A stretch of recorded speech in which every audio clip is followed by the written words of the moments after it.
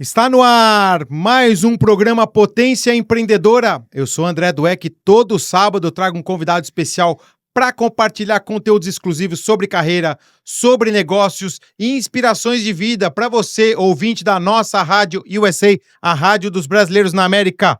1260 AM na Grande Boston, em Massachusetts, 1400 AM aqui no sul da Flórida, em Boca Raton, Fort Lauderdale, na Grande Miami, 940 AM em Danbury, Connecticut e 1160 AM em Orlando, na Central Flórida. Você também pode nos ouvir através do aplicativo na loja do seu celular e também pelo website Nossa Rádio USA em qualquer lugar do mundo. E hoje eu trago um convidado aqui que ele é multifacetado. Pensa num cara que entende de vários e vários temas, tá? De cultura, de música, de inovação, de tecnologia, de negócios. Já morou muitos anos no Brasil, no México, recentemente aqui nos Estados Unidos, e é um cara que eu tenho o prazer de chamar de meu amigo. Fábio Popa é o convidado do dia, é alguém que une solidez, inovação e uma paixão constante por construir negócios, equipes e resultados. Empreendedor e líder no setor de tecnologia, com uma trajetória que começou na indústria automotiva. Você que gosta de carro, também fica aqui para acompanhar esse episódio que vai ser muito bacana. E ganhou o mundo por meio da inovação em dados e inteligência de performance. Após 15 anos de carreira na General Motors, na GM, lá no Brasil, onde passou por áreas como exportação, vendas, pós-vendas e desenvolvimento de novos negócios, Fábio decidiu trilhar seu próprio caminho, fundou a Exatatec, empresa especializada em soluções de Big Data, automações, inteligência artificial. Todo programa aqui tem alguém que vai falar de inteligência artificial, viu, meu ouvinte? Prepara, porque todas as áreas, inteligência artificial é a nova internet. É o novo celular de 30, 40 anos, então você vai ter que entender que vai ser uma necessidade e não mais um luxo. E hoje está presente em 9 países. Ao longo de 12 anos como CEO, ele tem liderado projetos que otimizam investimentos e aceleram resultados para empresas de diversos segmentos. Graduado em administração com ênfase em comércio internacional pela UMESP e pós-graduado pela USC em Los Angeles. Uau, essa daqui eu não sabia, hein? USC, então nos Estados Unidos, gente, vamos falar inglês aqui. Fábio combina conhecimento técnico com sensibilidade de mercado. Atualmente, seu foco está em expandir o sucesso da Exatatec nos Estados Unidos e na América Latina. Casado há 21 anos com a Daniela e pai da Marina e do Gustavo, ele também encontra tempo para a música. Encontra tempo para a música, não. Eu falo que o Fábio é um profissional de música e nas horas vagas é um profissional de tecnologia. Sua grande paixão paralela e toca guitarra há mais de 3 décadas. Fábio, prazer enorme ter você aqui com a gente no programa Potência Empreendedora, e o papo vai render hoje, hein? Opa, espero que sim. Prazer é meu estar aqui, né? É uma honra estar aqui com você. Muito bom, muito bom. Tomando uma aguinha aqui, porque o calor na Flórida não tá pra ninguém. Mas, Fábio, esse programa a gente sempre explora principalmente a pessoa física, né? Porque muita gente pode ter olhado aqui e vê, né, e ouve aqui a gente, principalmente as biografias dos empresários, empreendedores, profissionais, e olha e fala assim, nossa, que profissional bem-sucedido, que carreira maravilhosa. Mas por trás disso tem uma história familiar, lá do começo, da infância, que normalmente a gente já tá com mais de 70 programas gravados, e as pessoas quando acabam me falam assim, pô, ninguém nunca tinha me perguntado isso. E eu acho que é isso que conecta com a nossa audiência, né? A gente tem a rádio no dial aqui em várias cidades e estados americanos, mas também muita gente que ouve a gente na Europa, lá em Portugal tem uma audiência muito grande, ou no aplicativo, no website também no Brasil. E as pessoas, alguns têm vontade de morar nos Estados Unidos, outros estão começando, outros passando por dificuldades, e eu gosto de trazer essa origem, né? Da onde vem o Fábio, a família, seus pais, seus irmãos, e eu queria entender isso porque é o que conecta com o cara de sucesso que você é e o profissional maravilhoso que eu tenho o prazer de conhecer, mas nosso ouvinte vai conectar também com você agora. Legal. Eu acho importante, né? Na verdade, é isso que forma, né? Eu falo muito isso no meio que eu atuo, que o que forma é lá atrás, não é na empresa, né? A gente começa lá cedo. Eu tive a sorte, muita sorte, de ter vindo uma família que todo mundo gostava muito de trabalhar. O meu avô trabalhou até o último momento da sua vida.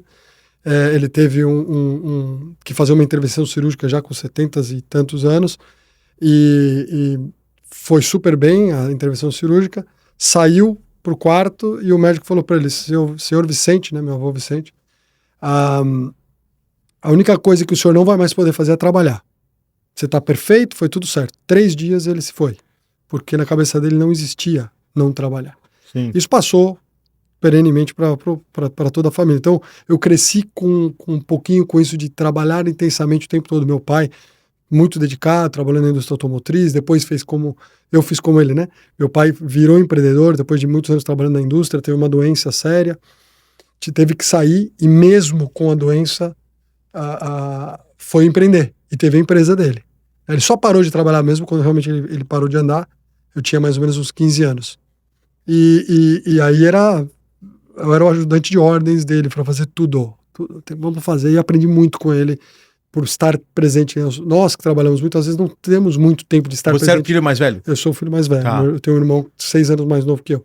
Tá. E minha mãe, pedagoga. Uau! Né, diretora de escola, 2.000 em escola, uma das maiores escolas que tinha em São Bernardo, né, porque eu sou do ABC Paulista. Pô, também eu tô lá da divisa ali, Vila Califórnia. Então,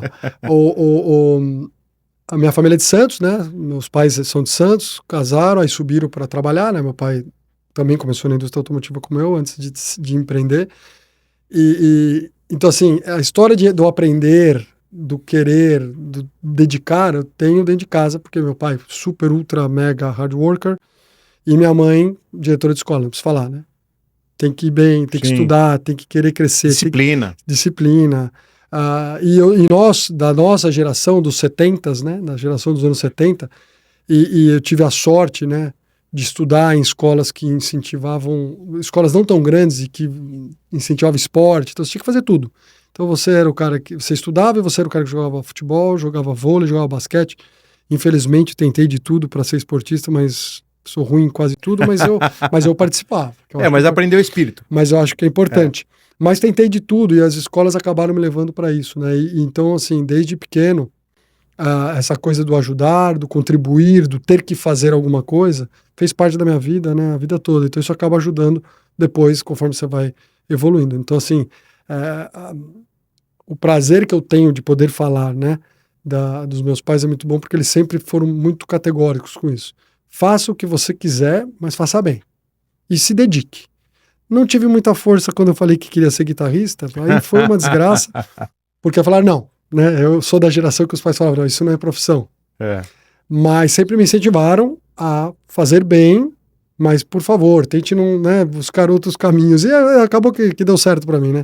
Porque eu amo ter esse hobby e não ser minha profissão, porque para ter essa profissão você tem que realmente ter uma vontade a mais, né? E o filtro também, né? Porque é de sai de 1 milhão, né? Tem que ter consciência do seu lugar, né? Eu sei onde eu tô, eu faço com muito prazer o que eu faço, mas voltando, né, falando de família, família de classe média, que sempre me deu tudo, eu sou um privilegiado desde o começo, né? Porque meu pai e minha mãe fizeram de tudo pra gente ter tudo, então não tem uma história de alguém que vai falar, não, comecei absolutamente do zero. Mas eu comecei nada muito extravagante, né? Nunca fomos... Classe média brasileira. Classe média brasileira, né? Não falta nada, mas também não tem muito luxo. Cara, eu vou te falar, hein? Graças ao esforço da minha mãe e do meu pai com algumas coisas, minha mãe foi fazer, antes de ela virar pedagoga, porque minha mãe largou tudo pra cuidar da gente quando a gente nasceu, depois é que ela foi estudar pedagogia, depois é que ela foi trabalhar. Interessante. E ela voltou para o mercado e aí acabou sendo a vice-diretora de uma escola católica lá em São Bernardo, que chama São José, que na época era uma tremenda escola, 2 mil alunos. Uau! Entre, obviamente, desde os pequenos até o colegial.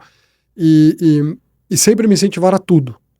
Tudo. Então é muito fácil quando você tem a possibilidade de alguém te incentivar, te dar uma condição, e um pouquinho a gente querer retribuir, né? Sim. Então assim, eu sempre me desafiei e falei, pô, eu tenho condição, eles me dão uma condição, por que não mergulhar nisso? Sim. Óbvio que você vai passando as fases das vidas, você perde, você tira o foco, você perde o foco, mas a história que me fez levar depois até entrar na indústria automotiva foi engraçado, porque eu me formei com o canudinho da formatura para entregar para meu pai e falar, agora eu vou vender o meu carro, e porque eu fazia estágio na GM, inclusive, já na época, falei assim, eu vou vender meu carro. E eu vou estudar em Berkeley música, porque eu quero ser músico. Só que eu tava na fase de ser efetivado ou não. E meu pai desesperado com essa conversa de que eu ia vender o meu carro e ia embora para estudar música. E aí aconteceu de que no ano que eu estava lá, eu estava na área de exportação, crescendo muito. Eu vou citar a pessoa que eu faço questão, a Eliana Miranda, uma chefe amiga que me ajudou muito na GM. Ela falou, vou te contratar. Que ano foi isso, você lembra? 97. Tá. 97. Ela falou, vou te contratar. Aí fica difícil. Sim. Para quem não tem a opção de falar, não. Uma baita empresa. Né? Eu largar tudo, largar a empresa que eu estou entrando, que eu já gostava, já estava um ano ali, né, fazendo estágio, para largar tudo. E aí entra a história do, se você ama muito, você larga tudo e vai embora, né? Mas eu acabei falando, não, cara, eu gosto de música, mas talvez eu não goste tanto para ser um profissional. E perder essa oportunidade, perder essa oportunidade. Aí eu fiquei. Até pegando só um contexto, né, para quem não sabe, né, região do ABC Paulista, né, que é Santo André, São Bernardo e São Caetano, foi durante muitos anos e décadas o centro automotivo da América Latina.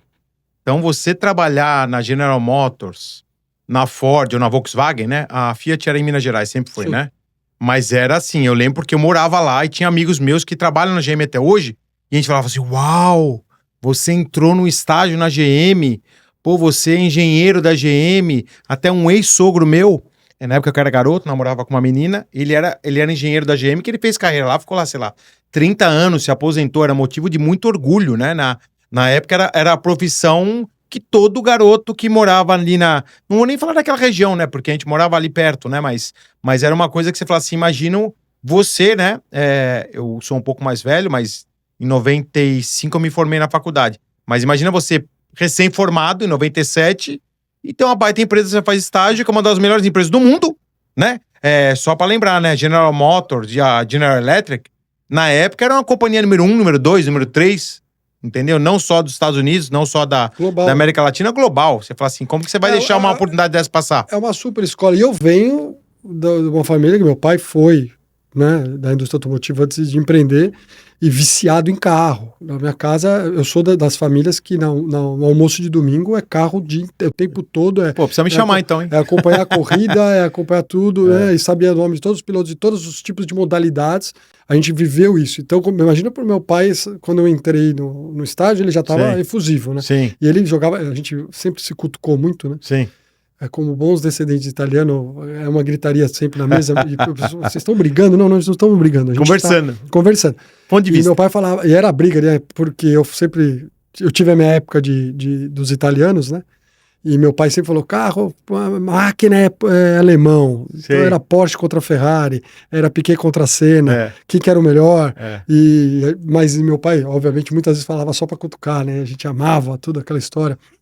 E entrar na GM foi um marco muito importante, que isso, obviamente, eu devo aonde eu estava, a educação que eu tive, a minha mãe Elizabeth, que sempre fez de tudo por nós, né? Como eu te falei, meu pai teve uma doença que levou ele para cadeira de rodas com 15 anos, e aí ficou tudo em cima dela e não faltou nada, e não parecia que tinha acontecido alguma coisa, não parecia. E meu pai era um cara bonachão, divertido. Então, depois que ele passou por um primeiro momento que ele teve uma certa dificuldade de aceitar, imagina um cara que trabalhava, que às vezes chegava meia-noite em casa do trabalho, e de repente... Tem a limitação, né? Teve um momento muito duro. Sim. Depois que viu que era uma realidade, meu pai viveu mais algumas décadas entre altos e baixos, que doença faz isso, mas super feliz e sempre... Produtivo. E sempre com a gente ali, e a gente dando muita risada, né? Um bom garfo e um bom contador de histórias. Então, isso não mudou muito por conta da minha mãe. Né? Sim. Então, assim, eu acho que é um negócio legal também pra gente explorar, a gente falar um pouco desse primeiro bloco sempre das localidades, né?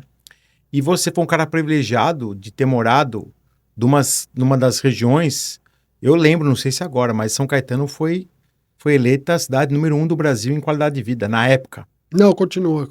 É o maior IDH do Brasil. Enfim, uma coisa que, para quem não conhece, né, não é muito... Era mais conhecido nos anos 80, o ABC hoje se fala pouco, né? Principalmente São Paulo, migrou mais para aquela região de Alphaville e do interior mais ali para Atibaia, para Itatiba, né? Um pouquinho mais para lá pro norte. Mas morar ou estudar. Eu lembro que tinha o Instituto São Caetano, que era uma escola lá que era, assim, dificílimo de entrar, escola cara. Para quem saía de lá, o cara já saía com chance de entrar na USP, numa universidade federal. Era um ensino muito, muito forte, né? E educação, segurança, né, Fábio?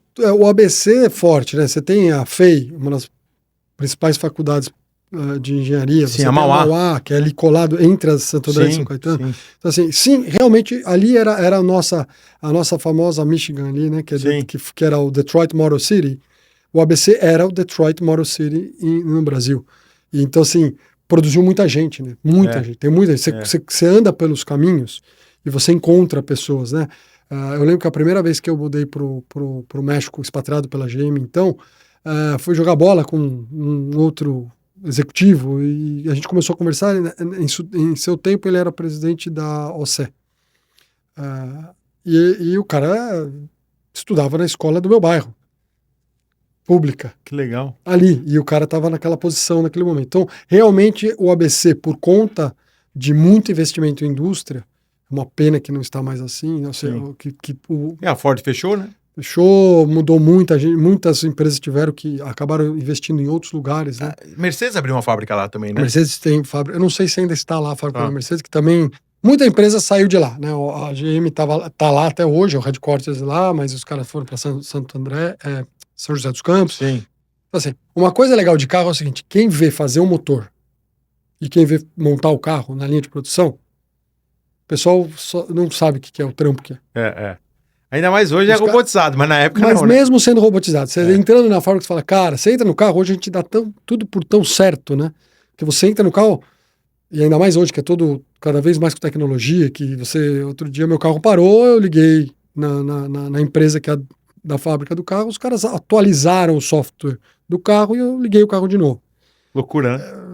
Remoto. Nessa época a gente levantava a tampa traseira do Fusca, a vela. A gente mesmo trocava as coisas. Mão suja de graxa, né? Mas assim, é muito bonito ver. É uma indústria legal.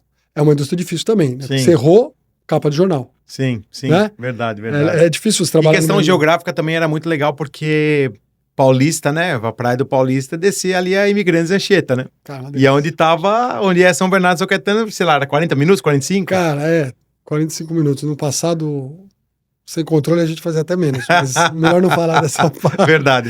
Mas descer para Santos, eu cansei de sair da GM no começo, quando ainda você tem tempo, né? Porque quando você vai subindo, quando você começa a ter mais responsabilidade, você não consegue muito. Mas no começo da minha carreira lá, às quintas-feiras, a gente acabava o trabalho à tarde, no final da tarde, rede de vôlei no carro, descia para Santos, jogava, voltava, dormia para o dia seguinte. Que legal. Já te falei, ou ia jogar futebol de praia, ou jogava vôlei, dependia dos amigos que mais gostavam do que. Também tinha ali no Riacho Grande, né? Mas a gente descia para Santos, cara, jogava lá na praia de Santos e subia de novo. Só pelo fato de tá na praia. Estar lá na praia, é outra vibe, né? E como um ou outro tinha, esse cara aqui ainda tem uma casa lá em Santos, eu tenho minha tia, dá para tomar um banho lá antes de subir. Fazia isso. E agora você mora em Miami, quantas vezes você vai pra praia por ano? Eu não fui ainda, desde que eu mudei. Não consegui. Eu também não. Eu também não. Todo mundo fala isso. Todo mundo fala isso. Mora na praia, nós moramos onde as pessoas tiram férias, mas a gente não tá de férias. Mas essa é a verdade. Quando você não tá de férias, você não vai. É difícil você. Ou moleque, ou tem pouca responsabilidade. E é o primeiro ano aqui, né? A gente chegou e tem a adaptação das crianças, apesar deles se adaptarem facilmente, que já mudaram muitas vezes. Sim. Primeiro ano, então é difícil você encaixar. Mas isso é uma coisa que eu tenho me cobrado. Inclusive foi pauta das últimas semanas de conversa com a Daniela. Eu falei, como é que a gente não foi na areia ainda? Tem alguma coisa errada. Vamos conversar seriamente e fazer isso acontecer. E nós moramos aqui no sul da Flórida, né? Diferente do pessoal lá que mora lá em Boston, Massachusetts, metade do ano tá frio, nem podem ir. Ou Connecticut, ou mesmo Orlando, né? Vai na praia de moletom, aí já quebrou, aí já não vale. Mas enfim, mas também a gente não tem o lifestyle do friozinho que também faz falta, porque agora também tá um calor, né, Fabio? Nossa. Mas enfim, e aí pegando nesse gancho, Fabio, pra continuar um pouquinho aí sobre o passado e depois no segundo bloco a gente explora mais o presente e o futuro. Como é que foi essa mudança de eu vou sair de uma baita empresa, com um baita emprego, com experiência, foi expatriado pela empresa, né? Imagino que é uma oportunidade maravilhosa, meu sócio na Dweck Motorhomes, o Flávio, foi expatriado para a Suíça na época, né? Uma farmacêutica. E ele falou assim, cara, é a melhor coisa do mundo. porque eles cuidam de tudo, o teu risco é baixo, você tem uma baita experiência, você vai ganhar numa moeda forte, e se tudo der errado, você volta pro Brasil com uma baita experiência. E você teve tudo isso, e eu queria que você contasse como é que foi a chavinha para virar para a tecnologia. Bom, então vamos lá. Acho que, de novo, eu vou citar o passado, né? Graças à GM, as principais coisas da minha... O principal acontecimento da minha vida, falando corretamente, né? Aconteceu que meus filhos nasceram no México, então eu criei um bound por ter mudado para o México, por ter tido a oportunidade, e hoje eu tenho um carinho pelo país absurdo, porque meus filhos são mexicanos brasileiros, né? A minha filha, que ficou mais tempo pequenininha no México, é mexicana de coração. Se nasce no México, já ganha passaporte, Sim. igual aos Estados Unidos? Sim. Não precisa de negócio de cidadania, nada? Não. Tá. Então os dois têm os dois passaportes. Tá. A minha filha, que viveu mais tempo pequenininha no México, fala que ela é mexicana brasileira, meu filho fala que ele é brasileiro mexicano. Tá, legal. Foi muito, muito novo.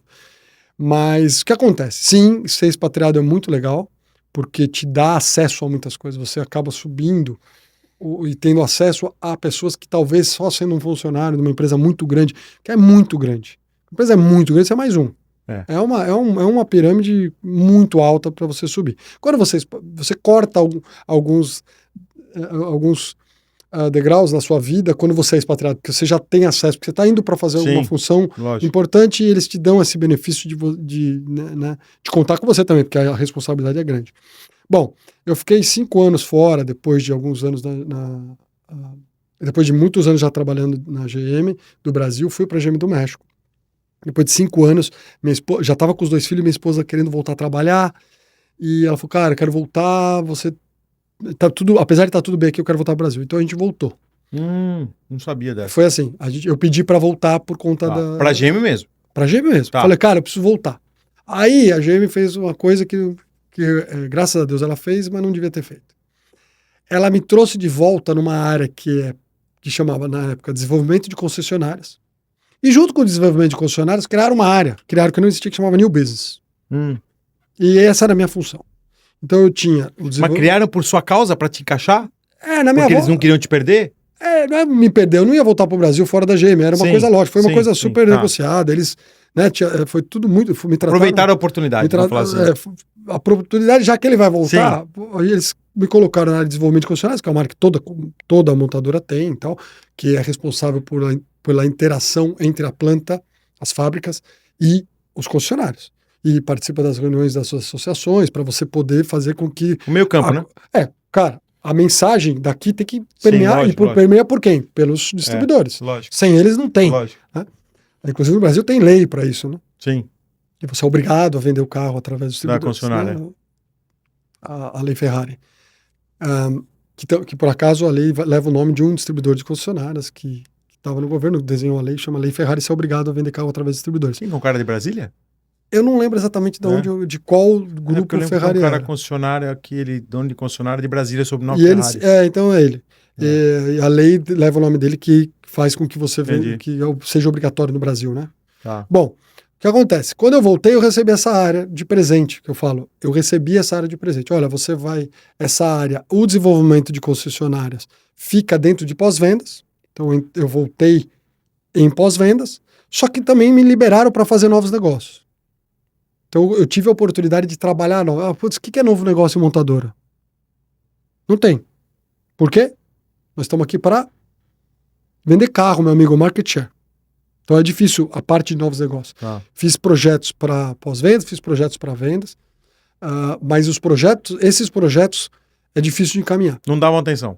É muito difícil você conseguir aprovar um projeto, um novo negócio. De novo, eu estou aqui para fazer carro, vender carro. Mas a parte de desenvolvimento de concessionários, ela me exigiu mergulhar num negócio que me apaixonou. Que é o quê? Cara, como é que a gente melhora a performance overall? Como é que a gente muda a forma de trabalhar?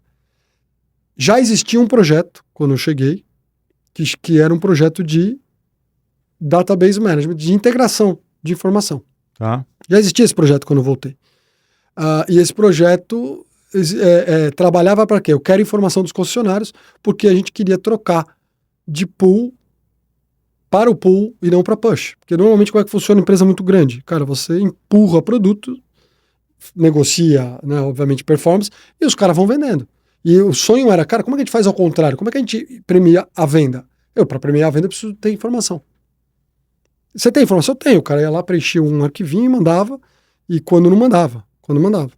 Então, eu sentei num projeto que eu, na época, era o responsável dentro da GM para assinar as notas, né? De pagar a consultoria que fazia toda a integração de informação e que trazia informação para as áreas de negócio poder tomar decisões. E, cara, eu olhei para isso e falei, pô, peraí, isso é muito mais legal que o carro. O carro é maravilhoso, o montador é maravilhoso, adoro, ainda até hoje trabalho com eles, né? Que é a parte estratégica de dados, né? Só que a parte estratégica de dados. Eu comecei a trabalhar e falei, cara, mas isso aqui aplica para todo mundo, para todos os segmentos, para todos. Eu falei, cara, e eu já estava há 15 anos na GM. Tá. E você estar numa empresa desse tamanho, você tem um rito. Uma rotina. Não, e você tem um ritual, não é? Você não vai chegar lá em cima onde você acha que você pode chegar simplesmente porque você performa. Tem um processo, tem política. Tem a parte política, como qualquer empresa muito grande, né? Então eu sou um cara irrequieto, que eu, né, quero fazer as coisas rápidas. Então eu quero produzir, né? Não é que eu quero crescer. Hoje em dia a galera quer crescer sem produzir antes. Eu queria produzir. Tava topando um pouco esse negócio de new business, porque os projetos eram apresentados e ainda não é a hora. E o negócio de sistema começou a falar, cara, mas isso é legal, isso é legal. E eu me apaixonei por esse projeto que tinha já lá rodando na GM. Era um projeto que, esse projeto, junto com mudança de processo, junto com consultoria, fez a GM do Brasil ser número 1 em venda de peças no Brasil. Aplicado na parte de peças, os caras transformaram a rede em atacadistas. O negócio é bem legal. Mas é um negócio que foi embrionário, começou em 2001. Já estou falando aqui que eu já estou em 2015 assumindo uma área com a potencial de continuar crescendo. E aí eu falei, cara, eu quero fazer isso. Eu não quero ficar aqui, eu estava indo para cumprir meus 15 anos. E aí, de tempos em tempos, empresa grande, você sabe que tem aqueles pacotes de que, cara, precisamos cortar. E apesar de adorar trabalhar lá, adorar a marca, sempre adorei, sempre vou gostar de tudo que fizeram por mim, né? Vou ter um agradecimento de tudo que fizeram por mim. Eu falei, cara, eu acho que esse negócio aqui eu vou me divertir mais porque eu vou poder abrir o meu leque, vou aprender. Eu sempre quis aprender, né? Sempre gostei de aprender. Sempre falo para meus filhos, eu quero que vocês aprendam. O aprender te gera outras consequências, né, na vida. E aí aconteceu que eu resolvi empreender e sair num das ofertas. Olha, precisamos diminuir a empresa. Eu coloquei meu nome, era para citar quem eram os caras que trabalhavam. Demissão voluntária. Aí eu falei, opa, eu quero, me coloca. E aí fundou a Exatatec. Aí eu fundei a empresa. Mas isso daqui a gente vai falar depois do intervalo, porque esse papo vai ficar muito bom. A gente falou aqui da parte do passado, da história do Fábio, da família, dessa experiência dele na General Motors, no México, no Brasil. Mas a gente vai continuar no segundo bloco, não sai daí, que eu volto já já. Estamos de volta com o segundo bloco do programa Potência Empreendedora. Eu sou André Dweck, todo sábado eu trago um convidado especial para compartilhar conteúdos exclusivos, experiências sobre carreira, sobre negócios e também inspirações de vida para você, ouvinte da nossa rádio USA, a rádio dos brasileiros na América, 1260 AM na Grande Boston, em Massachusetts, 1400 AM aqui no sul da Flórida, em Boca Raton, Fort Lauderdale e na Grande Miami, 940 AM em Danbury, Connecticut e 1160 AM em Orlando, na Central Flórida. E você também pode nos ouvir através do aplicativo, na loja do seu celular e pelo portal nossaradiousa.com em qualquer lugar do mundo. O papo tava bom demais, eu tive que interromper meu convidado, mas tem que voltar nessa história aqui, porque agora o cara vai falar de um assunto que eu adoro e que tenho certeza que você, ouvinte, também vai se identificar, que é tecnologia, que é inovação, que é inteligência de dados, estratégia, isso que traz muitos potenciais, vamos falar assim, diferenciais competitivos para muitas empresas e também para muitos profissionais. Eu sou curioso do tema, inclusive meu grande amigo Fábio Popa, nós tivemos aí uma experiência, a minha primeira, a sua, que sei que já era a terceira ou a quarta, lá na South by Southwest, a SXSW, que é o maior festival de inovação do mundo lá em Austin, no Texas, onde eu aprendi bastante, já trouxemos vários convidados, mas a gente vai explorar esse segundo bloco aqui do Fábio empreendedor, o Fábio empresário do setor de tecnologia, de inovação, o cara curioso, o cara inteligente, o cara que consegue trabalhar os dados de empresas que às vezes ficam jogados no lixo. É exatamente isso. Aí você tem os dados lá, você nem sabe, você nem usa, e aquilo vale ouro. O lixo, às vezes, para muitas pessoas, vale ouro na mão de alguém que pode te ajudar a trabalhar essa informação. E aí você fundou a Exatatec lá em São Caetano. Exatamente. Eu tava já morando lá em São Caetano, né? Porque depois que eu casei, eu mudei pra lá. Na verdade, eu casei, praticamente fiquei muito pouco tempo no Brasil, depois eu fui pro México, aí quando eu voltei, obviamente, trabalhando na GM, voltei em São Caetano. Então eu pedi pra sair pra montar uma empresa em que eu tinha o sonho de fazer o que eu... pegar o projeto, uma coisa bem simples, tá? Porque às vezes a gente pensa na megalomania, coisa simples. Esse projeto que está feito aqui, que é integrar dados, serve para todo mundo. Então vamos abrir uma empresa e vamos para o mercado para ajudar outras empresas. Então o foco inicial da Exata era, vamos replicar um projeto de sucesso que muita gente se beneficiou com isso, de diferentes empresas, né, na GM, e vamos tentar replicar isso para todos os segmentos, para qualquer empresa que entenda que isso aqui pode ajudar. Então, assim que começou a Exata, que foi pegar, aí sim começou do zero, né? A Exata começou na sala da minha casa, em que eu convidei, primeiro que a família, né? Daniela, meus pais, todos que estavam em torno olharam e falaram, você perdeu o parafuso, né? Juízo. O que está acontecendo? Eu falei, eu tive uma conversa muito séria com meu pai, que eu nunca vou esquecer, porque meu pai ficava acamado, né? Ele tinha cama de hospital dentro de casa. E um dia ele falou, você tem certeza que você vai largar a sua carreira? Eu falei, absoluta. Só foi essa conversa, foi essa frase, absoluta. Ele falou, vai com fé que a resposta que você me deu, o seu negócio vai dar certo. E aí, confiança. Ela falou, cara, ele entendeu que não tinha, dessa vez não preciso falar que nem eu tive que falar lá no negócio da guitarra, agora não preciso falar. Ele sabe o que ele quer. E também, você tava com uns 30 e poucos anos também? Sim, já tava com, por aí, 35, que eu tinha voltado, por aí. Tá. Porque eu já tava com meus 2 filhos. Tá. Aí o que acontece? Até um pouco mais, 37. Aí eu abri a empresa, em casa também, a esposa teve que aceitar, falar, cara, você tá saindo, isso aqui é a nossa história, né? E falei, cara, eu vou montar, eu contratei um profissional que conhecia de dados, né, conhecia de programação, e convidei um outro maluco, que era meu funcionário, que trabalhava, que era uma das pessoas que trabalhou comigo na GM, que o cara, super fera, família boa, o cara muito esforçado e tal. Falei, cara, você tem a loucura de sair e vamos fazer junto? Porque é um cara que conhece de processo. Trabalhou na qualidade também na GM e tal. E esses caras falaram, vamos, Paulo e José. Hoje eles são meus sócios. Tá. E depois, e daqui a pouco tem o Luciano também, que nós somos o quarteto. Eu ia te perguntar dele. Nós somos o quarteto. O Luciano, o Paulo e o José e eu. Então esses caras, eu falei, vocês querem, o que vocês acham de vir pro lado de cá? Vamos tentar. Mas você foi o cara que apostou. E aí o que acontece? Eu falei para eles, cara, tem limite, tem tempo. Então nós precisamos de clientes rápidos para poder pagar a conta, porque, cara, tô tirando vocês e é o que eu tenho, é o que a gente... O dinheiro da indenização não vai durar muito tempo. É isso aí, vamos embora. E foi muito legal, porque como a gente tinha uma história longa no segmento, muita gente estava disposto a ouvir a gente, né? Então a gente teve muitos contatos de conexão, né? Falando de BR Nation, de conexão. Que são pessoas ou que trabalharam com a gente, ou que conheciam, ou que tiveram diretamente, ou foram chefes em um passado, ou que tiveram, ou que fizemos projetos dentro da empresa em diferentes áreas que se conectou. Então o cara estava em frotas, o outro estava, e eu estava em pós-vendas, e ou podia estar, ou alguém de marketing. Essas pessoas abriram portas para ouvir o que a Exata tinha feito, que era uma empresa que só tinha 4 caras, vamos chamar assim, para começar a oferecer um produto. Então não tinha cliente, não tinha nada, só tinha o know-how.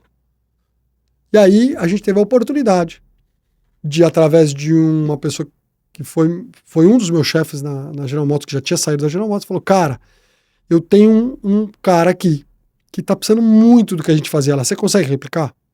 Eu falei, por isso que eu saí.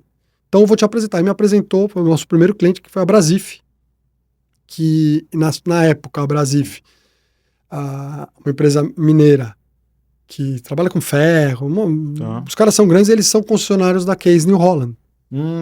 Que é a empresa americana. Ok? E esses caras precisavam de ajuda. Eles fazem o quê? Trator? É. Trator, né? Máquinas de construção civil, né? E aí, esses caras, como todo mundo, cara, é tudo no Excel, eu não vejo, cara, eu tenho no meu inventário aqui A gente 10... tá falando há 20 anos, né? Não, com a Exata 15 anos atrás, Tá. né? Com a Exata fez Tá. 13 anos, agora 13 anos atrás, Tá. 13 anos atrás. Há 3 anos atrás, o cara fala assim, cara, só pra você ter uma ideia, eu tenho 10 vidros de trator que não tem no Brasil. Por que eu tenho os vidros no meu inventário? Eu não sei. Mas esse modelo não tem, e eu tenho os vidros, que Caramba. custa uma balaça. Caramba. Então esses caras, pegamos, né, vendemos verbalmente, olha o que eu fiz na GM, a gente consegue replicar. E fizemos um projeto para eles, e o projeto foi sensacional. Essa empresa, ela vendia 30 milhões de reais por ano de peça, a gente saiu, deixou o projeto lá com 90 milhões. Triplicou. Em quanto tempo? Em 2 anos. Caramba. 2 anos. Puxa.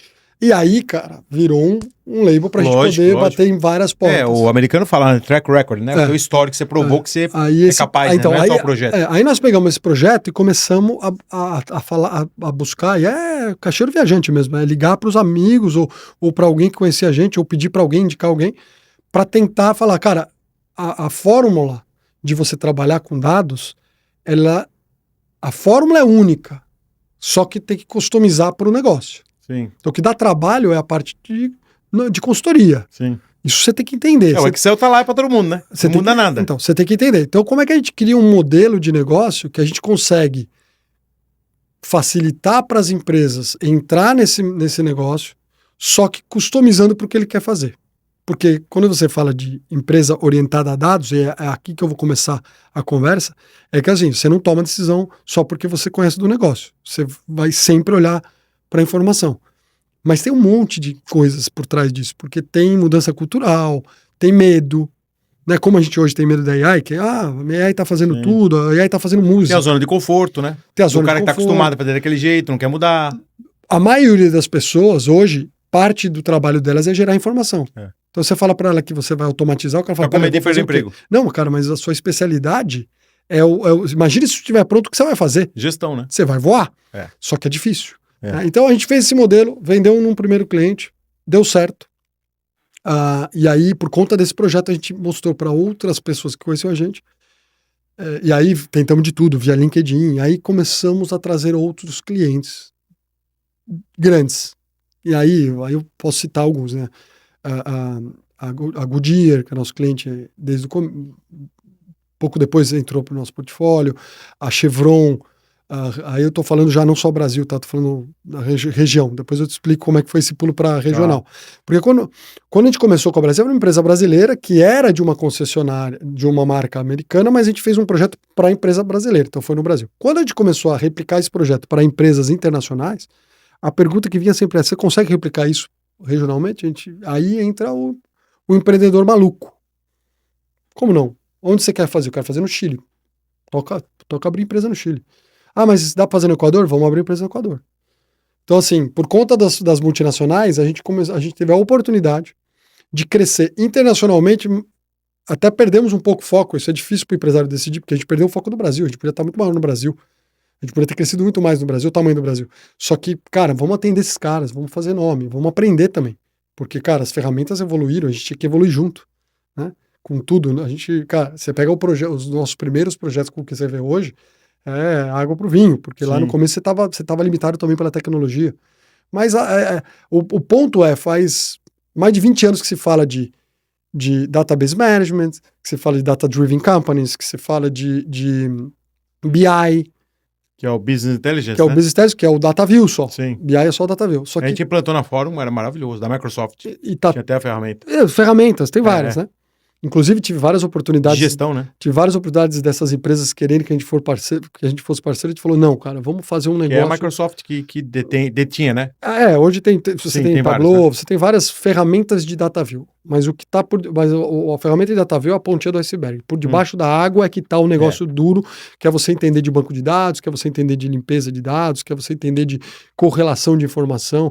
Porque as empresas, cara, cada área é uma coisa. A área financeira tem um mundo dentro do sistema, a área de produto tem outra, a área de marketing tem outra, aí você agora melhorou, porque aí agora você tem as redes sociais e você tem diferentes redes sociais. Então, como é que você conecta tudo? Sim. E isso que é bonito, como é que você faz para que as empresas realmente tratem a informação. Hoje, o grande ponto hoje que eu continuo divulgando, né? Sou advogado dessa coisa de você tem que ser viciado em dados, você tem que querer a informação e tem que discutir por ter a melhor informação possível. Eu ainda peço, toda vez que eu estou em algum lugar que a gente conversa, que a gente fala, eu falo assim, quem aqui usa Excel? E todo mundo levanta a mão. O Excel é uma ferramenta espetacular. É a muleta de todo mundo, né? É uma ferramenta espetacular. Pô, não consigo entender alguém que não use o Excel para promover. Até porque ele é democrático, né? Para promover a gestão de informação. Só que hoje já tem ferramenta e já tem soluções que vão te ajudar a você usar menos, porque você consegue automatizar uma série de coisas. E aí foi quando começou a evoluir os projetos. Então a gente saiu de fazer um projeto para gestão e melhoria de vendas, era vender mais. A Brasif eu quero vender mais. Então eu preciso ter visibilidade para ajudar meus vendedores a receber tudo pronto e poder vender mais. Acabou que esse projeto também ajudou o inventário, porque olhamos para o inventário do cara e falamos, você tem um inventário... Lógico, fazer dinheiro, né? Fazer caixa. Seu inventário é péssimo. Bom, quando a gente entrou nas outras multinacionais grandes, a gente começou a falar, cara, qual é o foco principal aqui? Cara, a gente quer ajudar os caras a vender. A gente quer a informação deles para ajudá-los a vender. Para a gente ajudar a gerir a empresa melhor, para aumentar a margem, para vender melhor, para ter o melhor preço. E aí quando você começa a integrar tudo.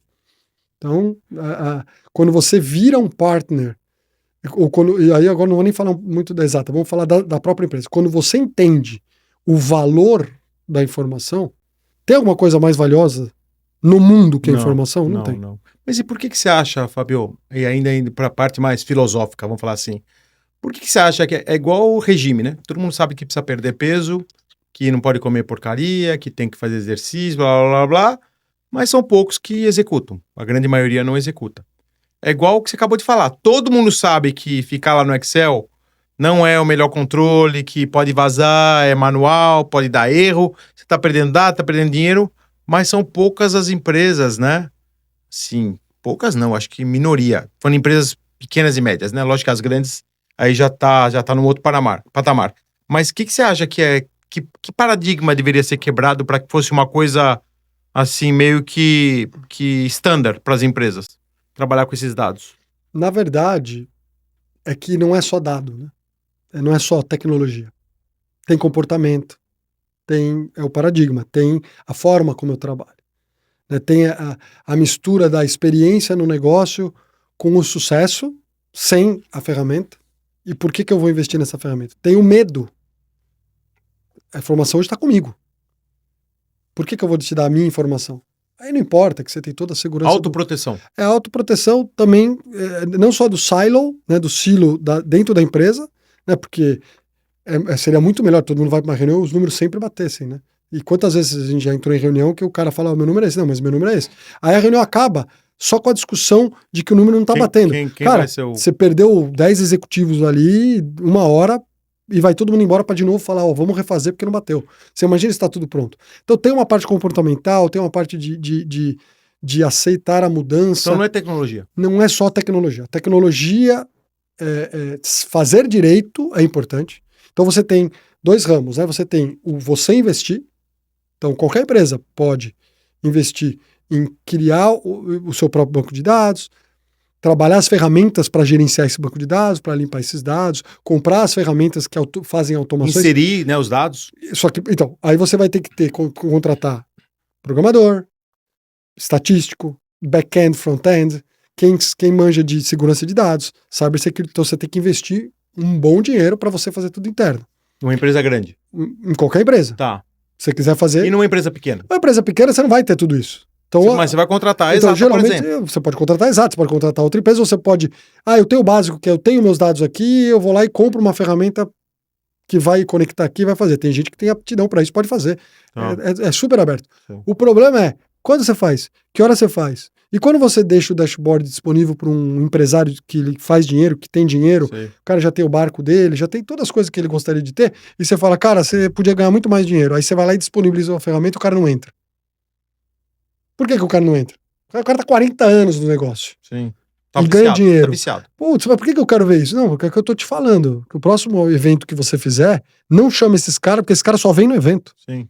Eles não consomem nada. Não consomem nada. Mas nem o café. Você joga fora o que você gastou de café porque ele não vem no evento. E você tá dando a mesma atenção para ele que você deveria dar para um outro baita de um cliente.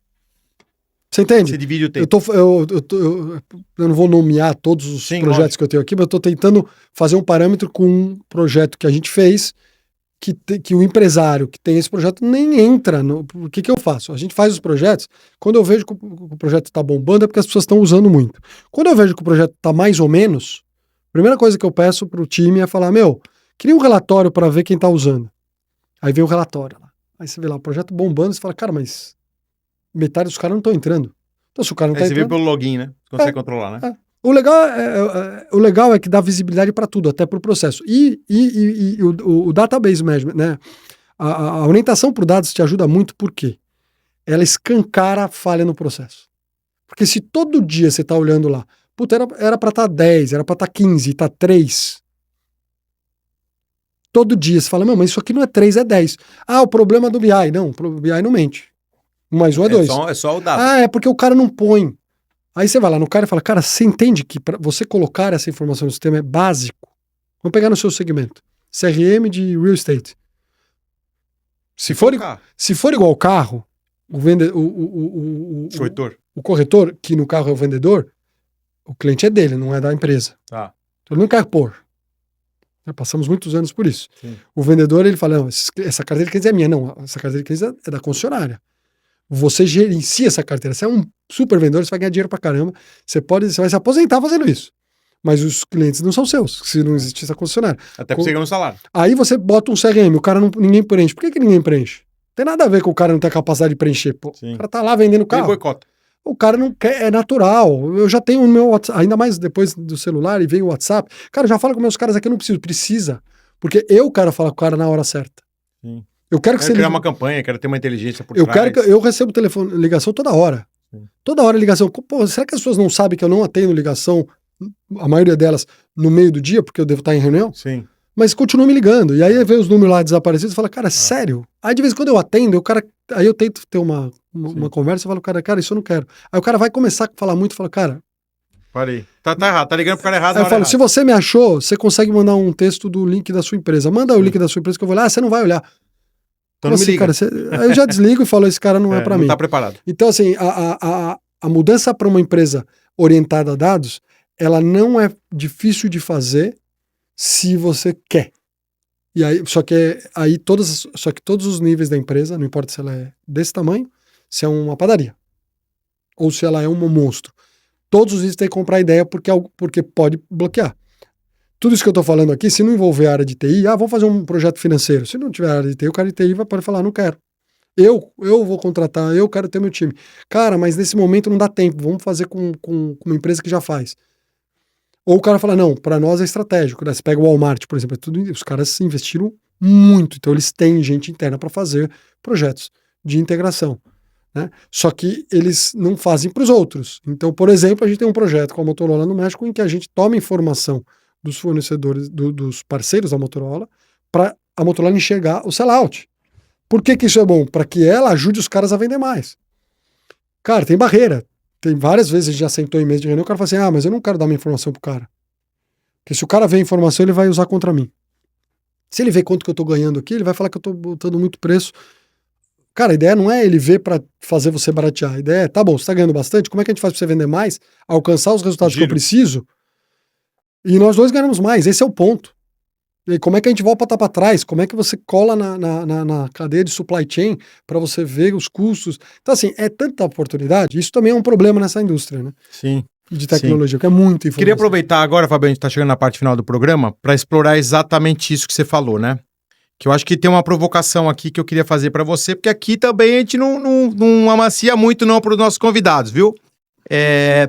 Eu percebo que tem no pequeno e médio empresário, ele tem uma visão que esse tipo de ferramenta ou esse tipo de controle só é para empresa grande, que não é para ele, que custa caro, que ele não tem mão de obra, que ele não tem controle, e ele simplesmente nem considera isso no planejamento estratégico dele. Diferente do marketing digital, que ele coloca lá que ele já vê que dá resultado, lá o social media, eu acho que democratizou muito, né?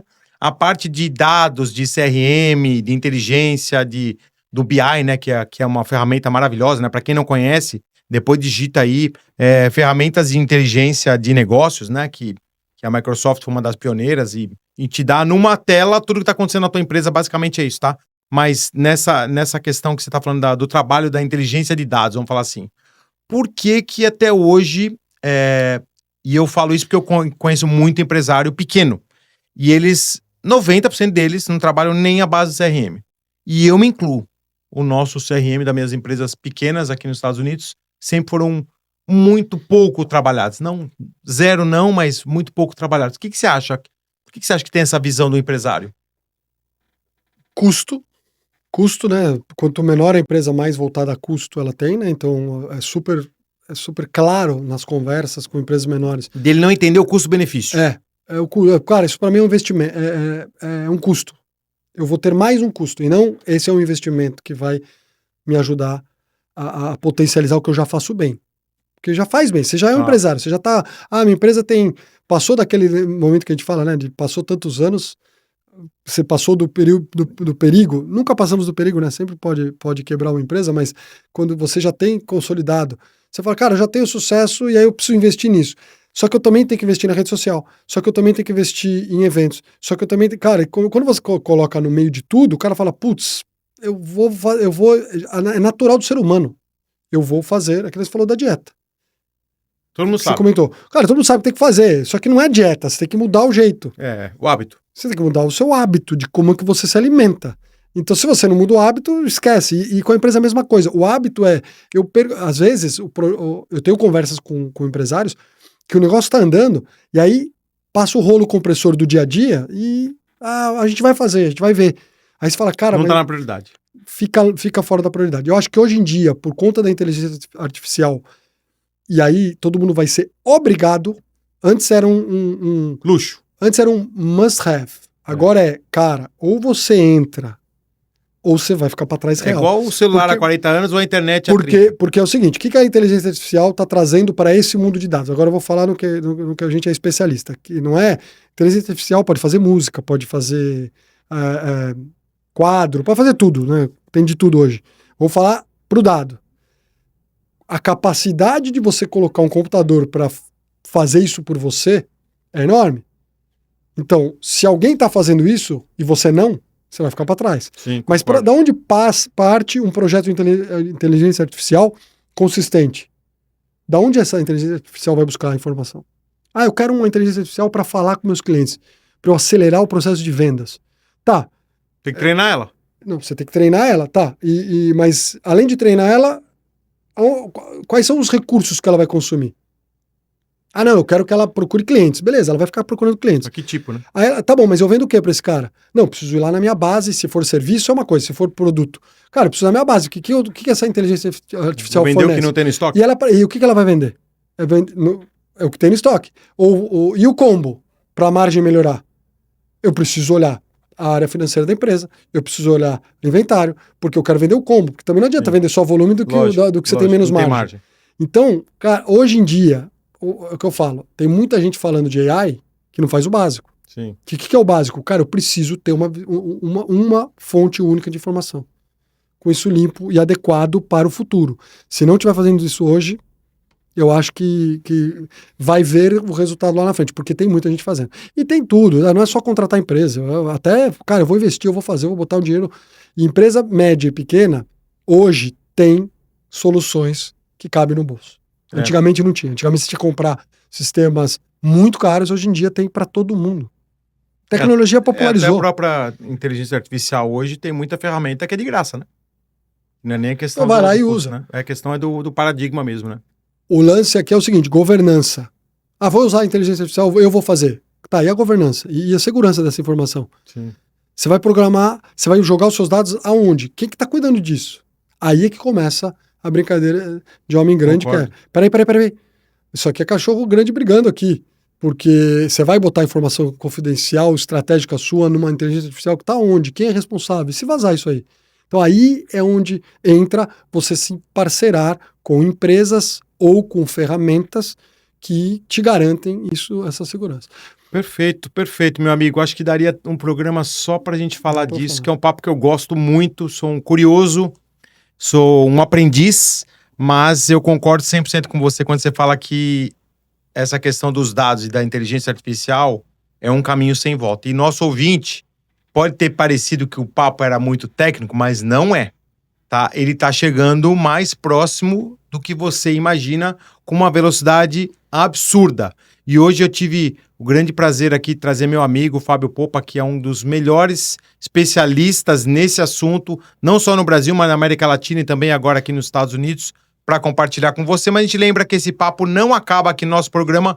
Como é que faz para o nosso ouvinte continuar conectando com você, com a Exatatec? Como que faz para continuar esse bate-papo que estava muito gostoso, Fábio? Ah, legal. Eu acho que vocês podem achar a nossa empresa no exata.it, né, que é inteligência e tecnologia em português. A gente está no Instagram também e no LinkedIn como exata.it também. Vocês acham a gente, e é onde a gente publica informações sobre isso. Agora, antes de terminar, eu quero fazer um link que é muito importante, que é, apesar de a gente trabalhar com tecnologia e falar de tecnologia, sempre vai ter o ser humano envolvido em tudo. Então, você ter pessoas que trabalham com você, junto com você, e que acreditam e vão te ajudar a crescer, é fundamental. Então, eu queria terminar aqui falando que o Luciano, o José e o Paulo, se eles não tivessem largado tudo para estar nessa história, não tinha. Exato. Concordo. Então, só para fechar, que a gente só falou de tecnologia, mas sempre vai precisar de pessoas que se conectem e que trabalhem em conjunto para fazer os projetos. Nosso projeto de tecnologia, se não são as duas empresas trabalhando junto, não funciona. Concordo 100%. Capítulo 18 do livro Potência Empreendedora, vale a pena ter sócios? E eu sou a favor, Fábio acabou de falar, que todo negócio, independente de tecnologia, de máquinas, de robôs, de inteligência artificial, ele é feito de gente. Fábio, muito obrigado mais uma vez. Obrigado a vocês. E você, meu ouvinte, agradeço por estar acompanhado a gente. Gostaram desse episódio? Manda aí uma mensagem pra gente lá no Instagram da nossa Rádio USA, também @André Dweck. Espero que vocês tenham curtido e a gente volta na semana que vem com mais um episódio do programa Potência Empreendedora. Um bom final de semana a todos e um grande abraço.